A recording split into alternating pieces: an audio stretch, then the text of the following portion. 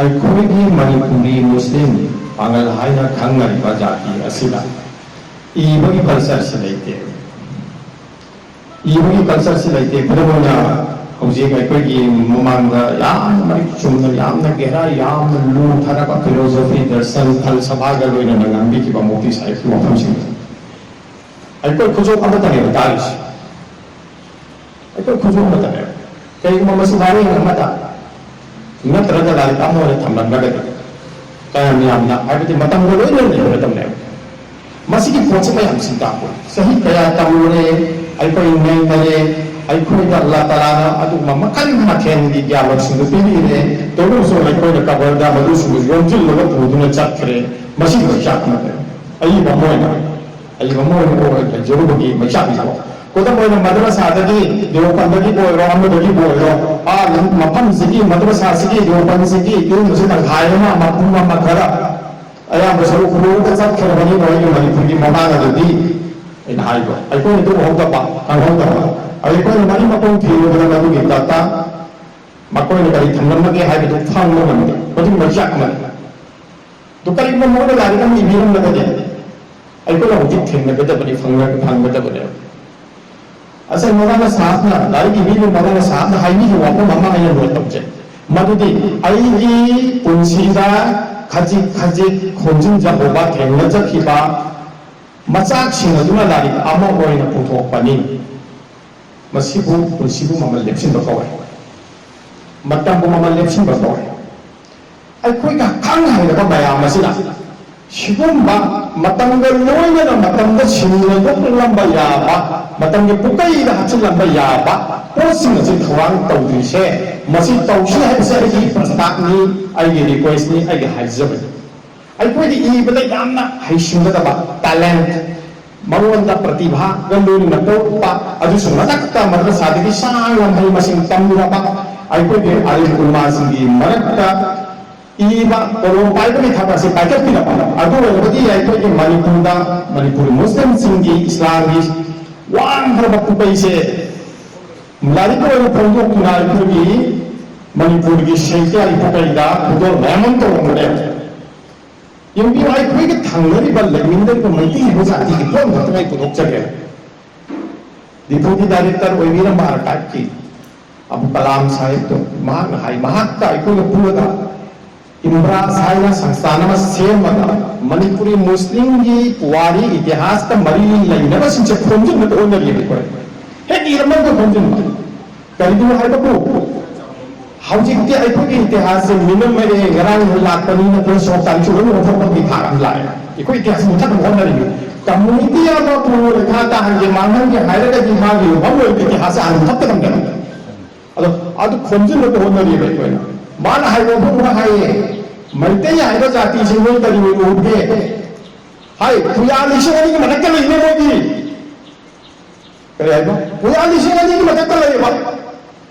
पुया हाइबि इपा इपुने यानरबा like हाइबने पुया इपा इपुने यानरबा like हाइबो authentic कोइ मकोने गजब कहि कहि ले दिचानो लिसिंग अनि की थात ले दिसि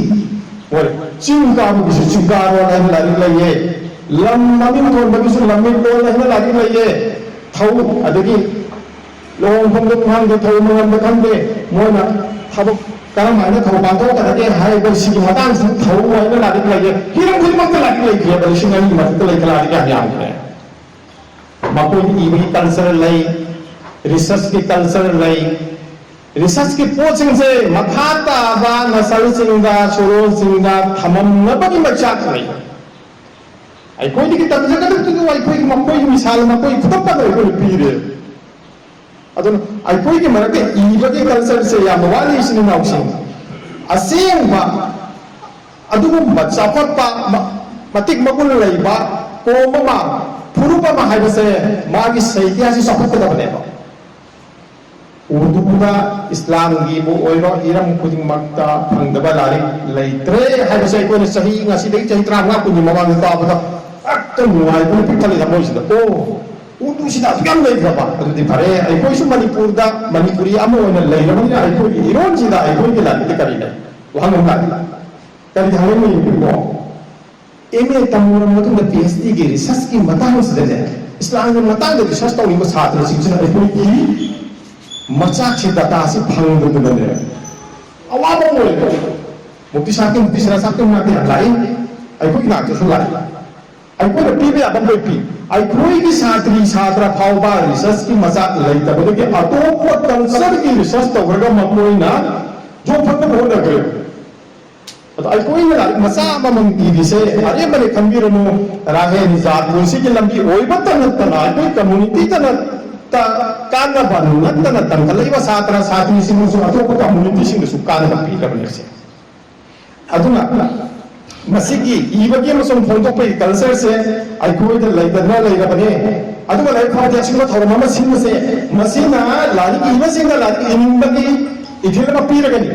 अगुआ पादर सिंह जो सूप पानी बगी इधर में पी रखनी मसीगी अभावा और बने ना कले सिंह भी लांगी इधर सिंह को आइना तो विमल खान उच्चत मसीग का होता कहीं भी ना वो आइना मणिपुरी आई वो करना मणिपुरी मौलाना करना मौलाना है जेको आइना रिक्वेस्ट हो गया बाबा लांगी भाई ने थोड़ा हम सिंची ने यार ना आया मतलब पादर ने हाउ ग्रीन वाला लारी में हम जो करना तो फोन को पी दे थोड़ा हम like they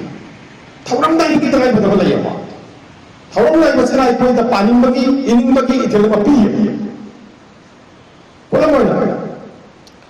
data hai ko data se khomji laga research ta thambe portion se filam moina natraga khomji ko na thamamba taki lari ko na thamamba sina wai dagi tung ko ma amasung maru ko ko kamani masig data se ko samba si inshallah aduga cancer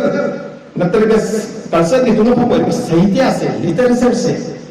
sigi poche samaj sigi ji bingshe ai kuni ki mami puna lari tu da paga dori bani aduna aduma samaj ni mami taba yaba lari kai kona puto kada bani aduna lai ba mu jam tungla kada mino sinai ko samaj ma sakhang man nganga dori bani aduga lone na ko samaj se karai di lari karam ni himi karai di satta dori bani hai se pire pya dori bani ai ko lari lai su sinai aduna lari lai su sinai ko ina ta amasung padaba singsu panaba culture amai ko sagasi yang tension jarage ngasi